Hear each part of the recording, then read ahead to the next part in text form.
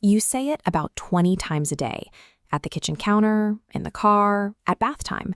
You probably said it 5 minutes ago, without thinking, because a little face was looking up at you waiting for something. 2 small words. Good job. And here is the part nobody tells you when you are standing there at 6 in the evening, tired, just trying to be a kind parent. Those 2 words, said the way most of us say them, might be quietly teaching your child to stop trying the moment something gets hard. The phrase itself is not evil or toxic. It is simply empty. It contains absolutely zero information. Your child does not know what you noticed. They do not know what specific action they should repeat tomorrow.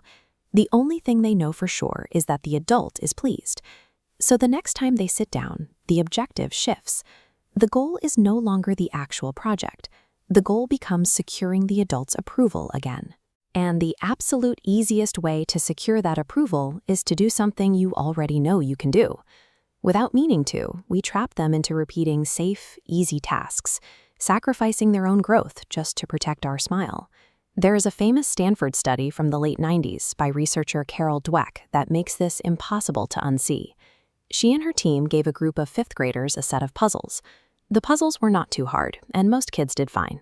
After that first round, the researchers changed one tiny thing. Half the kids were told, "You must be really smart at this." The other half were told, "You must have worked really hard on this." 5 words. Smart kid, hard worker. That was the only difference. Then came the second round. The kids were offered a choice. Pick an easy puzzle to look good, or pick a harder puzzle where you might learn something new. The children who had been labeled smart overwhelmingly chose the easy path. They wanted to protect that title. The children praised for working hard leaned into the harder choice. The researchers then gave everyone a puzzle so difficult that almost everyone failed. The kids praised for being smart took the failure personally. They wanted to quit, and when given easier puzzles afterward, their scores actually dropped below where they started. The hard workers treated the failure as data. They kept tinkering, and their scores went up.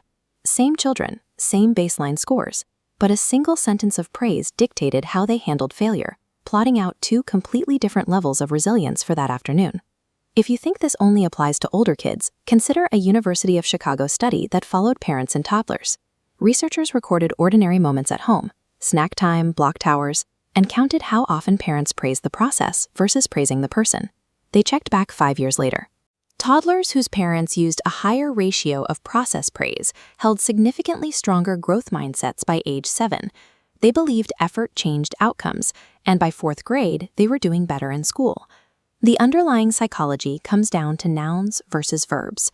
When we use person praise, saying, "You are such a smart girl," we turn the child into a noun, a rigid identity, and a smart kid becomes terrified the day they meet a problem they cannot solve, because of what that failure says about the noun.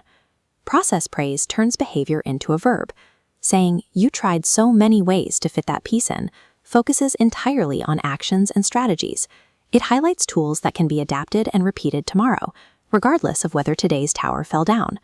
Praising the noun creates a fragile perfectionist who is terrified of challenges. Praising the verb builds a highly adaptable problem solver. So, are you supposed to ban the phrase "good job" and start talking like a therapist in your own kitchen? No, please, just do not do that. The shift is smaller than you think.